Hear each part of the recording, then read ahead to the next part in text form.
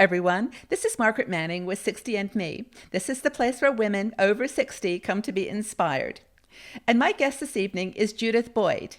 Judith is a blogger. She has a fantastic blog called The Style Crone, and her life is basically dedicated to fashion, style, and helping older women to feel good about themselves and to have a voice in society.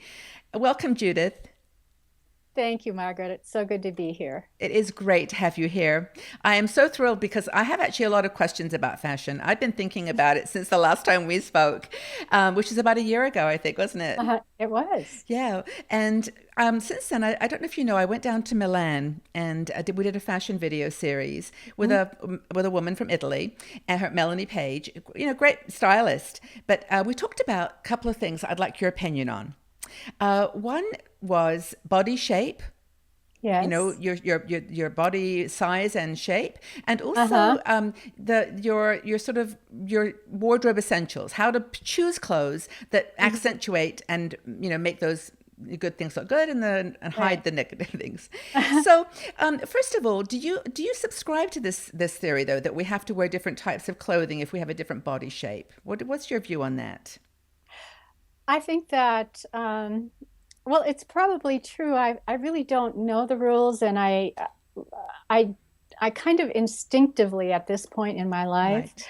know that what is going to fit me well. I can tell when I go to an estate sale, which is my place to go shopping.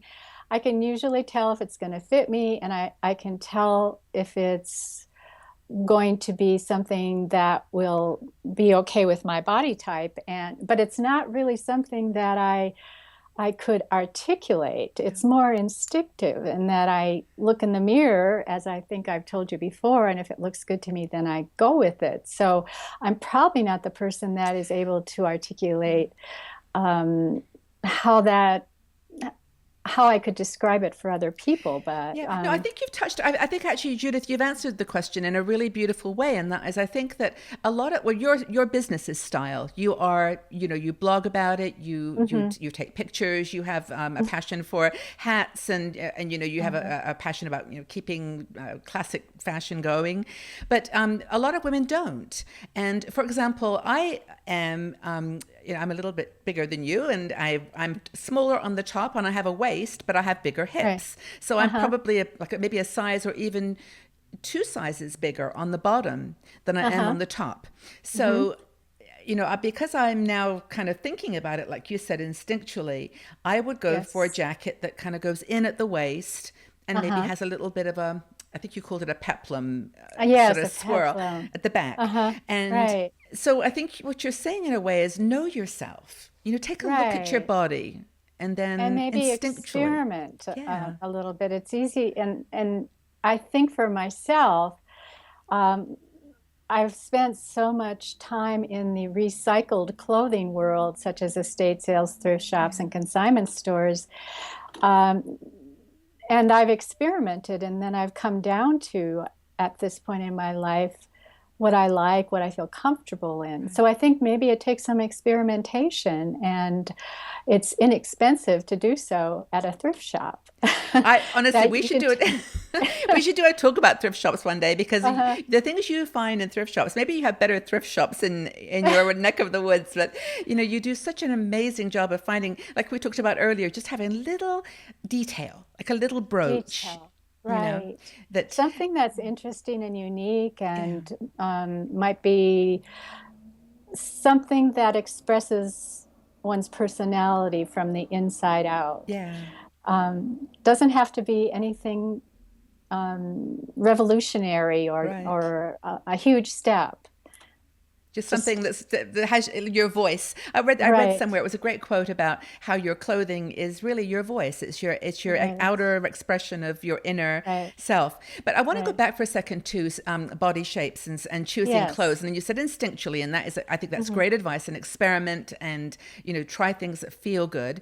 But do you Right. think, Judith, that there are some basic wardrobe essentials that every woman should have in their closet? What would you say they are? Uh, I think that for me, I would frame it as I have my wardrobe essentials, but they might not be what somebody else has. I like to have a background of black so that I can embellish. I like to have brown, which I have on today. Yeah. Very simple, understated, and then just take it out as far as I want to. I have navy. I think gray is another one. So I think maybe, and also off-white, some neutral backgrounds. Mhm. And also I have sweaters or um, tops that are varying colors. And then go from there. I also have quite an inventory of vintage dresses and so on. So that's a little bit off the beaten path. See, dresses are hard if you're Uh-huh. two sizes. If I mean, for example, if I buy a dress to fit me, the True. top is always too big. Right. So Right. I guess that's another question. I mean, once you've got your basic, well, you didn't specifically say, but I'm Mhm. assuming skirt, pants, Tunics jacket. are a big thing with me. Oh, I love really? to wear tunics. That's an Sometimes I interesting wear idea. shorter dresses over jeans. I kind of like that look. I like layering. And is that something that you like to do too, You is know, layering? Does that work for you? actually, tunics is a great idea, and I've Uh-huh. never thought about that. I don't tend to layer on like a tunic top on leggings or Hmm. pants because I'm so big on the bottom. Uh-huh. This is like confession time, like personal. We anyway, so we know each other. It's just like us Yes, girls. No, but you know what I'm right, saying is that I feel like that looks a little bit too. Oh, I don't know, accentuates my hips too much to have a right, tunic. right. But And so you know your body. yeah, That's maybe that's and it. yeah, But I I do think actually wear a so. skirt. I wear black skirts that go below my knee. And then I Right. do wear sometimes a long tunic with Uh-huh. that and Hmm. with opaque tights. Right, So, right. but I think what you, I yeah, do a similar thing. yeah. Yeah. But I think what you're saying though is, which is really important, is that just wear, just not wear, but choose clothing that you know is going to make you feel comfortable and stylish. But don't worry too much about the rules or the guidelines that like I shouldn't wear a tunic because, or I should not wear Right, leggings because. Do you right. agree with that? Yes, I do. I do. And I think out in the blogging world, I see such a full range of expression that it's almost permission to be experimental. Yeah, And yeah. But you know what I think is really cool about you and so many women that I know your blogging community. I look at them mhm, sometimes, but mhm. they have big smiles. It's just like whatever they're wearing is just like so much them. Right. It's not It's even a question really of true. yeah. And one of the most inspiring of all for me is advanced style because Yes. it's I've even started pattern mixing some now. I would never have done that years ago, but now I find it a fun expression.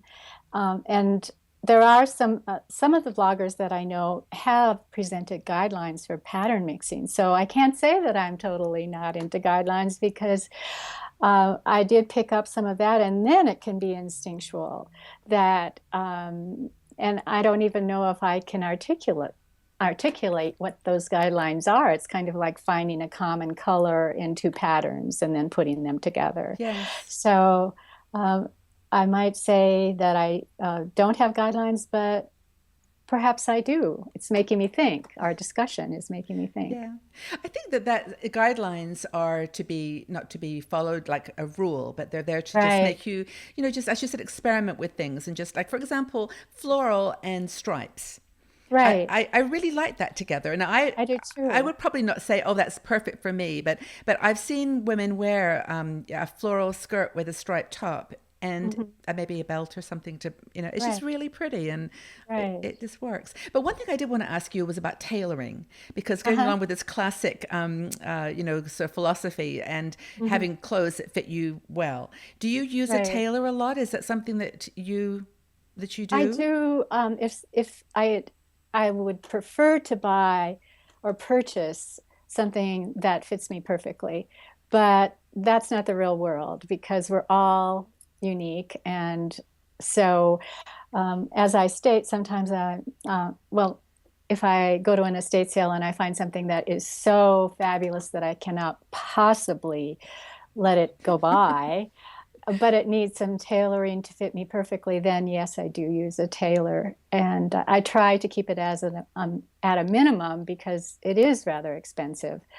But if it needs just a little bit of taking in a certain area, and then it's going to look fabulous, yes, I do use a tailor. That's good. Yeah, I think what Melanie was saying, and a lot of women do make the comment about expense, and you're absolutely right, Right. is that if you do have 4 or 5 basic essentials, and those Mhm. fit perfectly, and Right. they're not like you don't buy it so when I lose 20 pounds, this is going to fit me.